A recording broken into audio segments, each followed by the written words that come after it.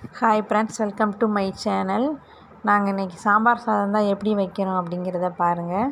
முதல் எண்ணெய் ஊற்றிருக்கேன். அப்புறமா கொஞ்சோண்டு கடுகு, கொஞ்சோண்டு மிளகு போட்டிருக்கேன் ஃப்ரெண்ட்ஸ்.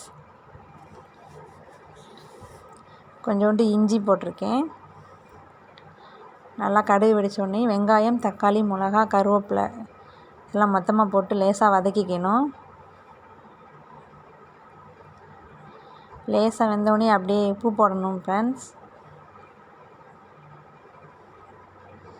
எண்ணெயிலே கொஞ்சம் வேகணும். வெங்காயம், தக்காளி, மிளகா, கருவேப்பிலை வெந்தோடனையும் கேரட்டு, உருளைக்கிழங்கு கட் பண்ணி வச்சுருக்கேன் ஃப்ரெண்ட்ஸ். அதை கொஞ்சம் போட்டேன். மேலே கொஞ்சம் உப்பு பிடிக்கிறதுக்காக உப்பு போட்டிருக்கேன். கொஞ்சம் உப்போட வேகட்டும் அப்படின்றக்காக வதக்கிட்டுருக்கேன்.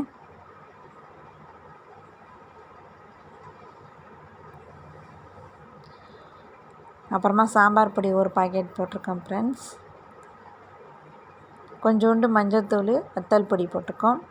அரிசி பருப்பு ஊற வச்சதை போடுறேன் ஃப்ரெண்ட்ஸ். ரெடி ஆயிடுச்சு பாருங்கள். தண்ணியெலாம் ஊற்றியாச்சு. இப்போ குக்கரை மூடி வச்சிடலாம். சாப்பாடு ரெடி ஆயிடுச்சு. ஓகே ஃப்ரெண்ட்ஸ், பாய்.